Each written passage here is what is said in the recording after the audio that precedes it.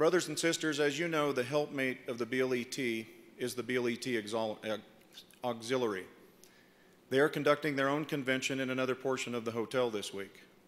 Their national president is here this morning, and I have invited her to address the delegates. Please help me welcome Sister Becky Schneider, National President of the BLET Auxiliary.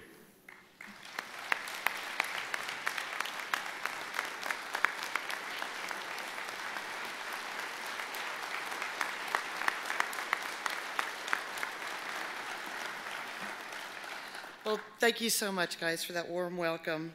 And good morning, brothers and sisters, and all in attendance at the second quadrennial convention of the BLET and the first quadrennial convention of the BLET Auxiliary. On behalf of the national officers, delegates, and members, we're glad that we could join you and be here in Reno with you. It's hard to believe that we're celebrating our 123rd anniversary in a couple of weeks. But as many of you know of our existence, there are those of you who don't, and I want to share a few thoughts with you this morning.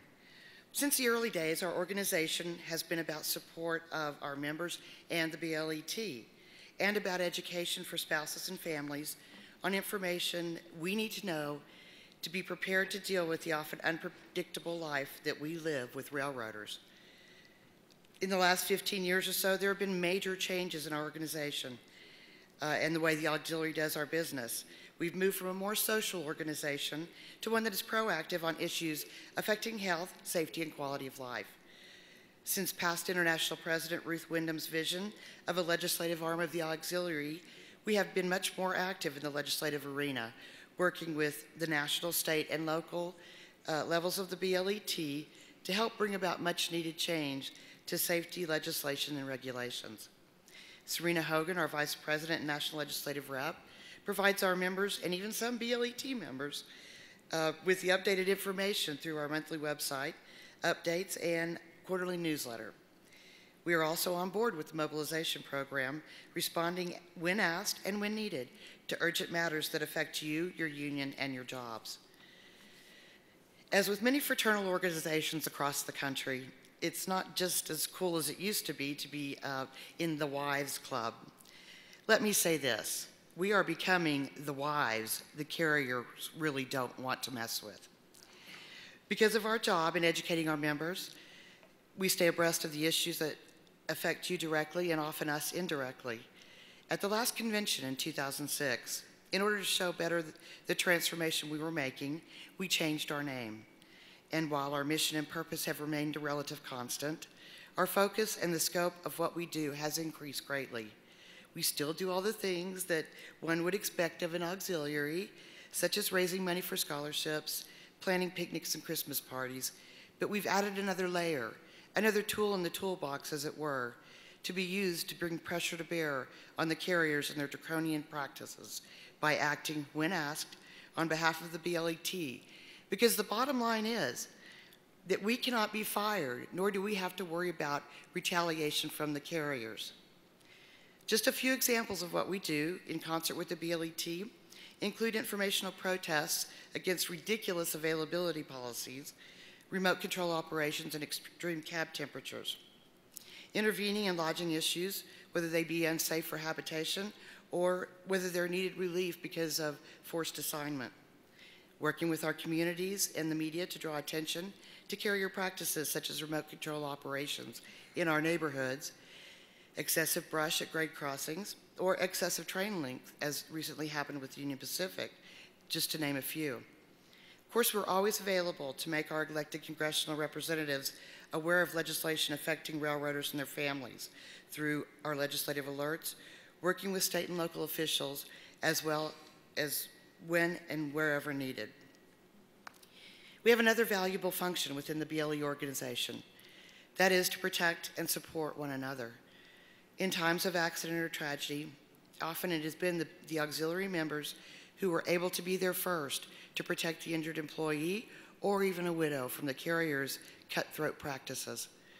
Because of your work schedule, a division officer cannot always be available to go to the hospital or a widow's home when something happens. We've been there for backup to make sure they know their rights and to protect them from doing or saying something that might harm them down the road.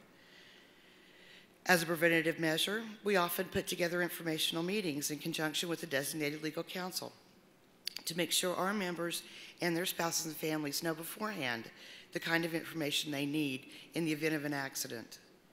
Of all the things that we have done, I feel like this is one of the best ways that we can help every railroad family. Switching gears for a moment, we are not and are precluded from being a political organization because of our nonprofit status. That being said, while the auxiliary does not tell people how to vote, we do try to provide information for the candidates that our members need in order to make informed decisions.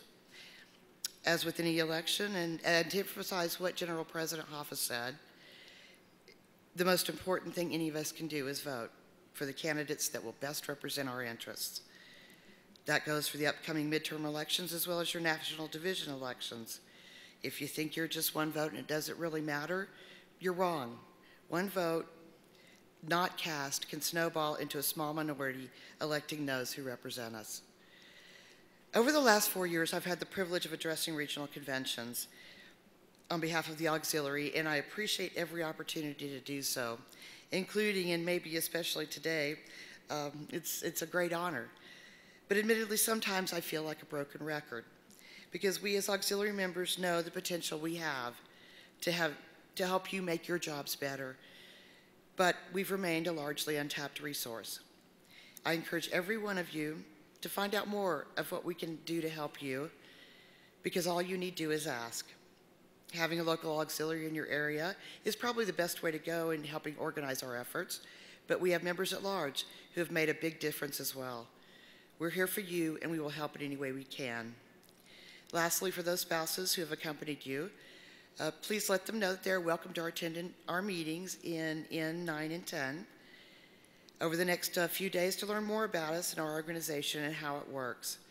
We've come a long way, baby, and our future is looking brighter than ever. I appreciate the opportunity to have served as the National Auxiliary President, and I thank you so much for your ear this morning. Thank you, and have a great convention. I could have pressed it. Okay. Thank you, Sister Schneider. I would also like to present Sister Becky with a token of our appreciation for all that she does. Traveling with the regional meetings like I have the last few years with Becky at every one, we always bump into each other and say, we've got to stop meeting like this. So Becky is there when we need her. The support we get from the auxiliary is tremendous, and I'd like to thank you again for everything that you do. Thank you. Thank you.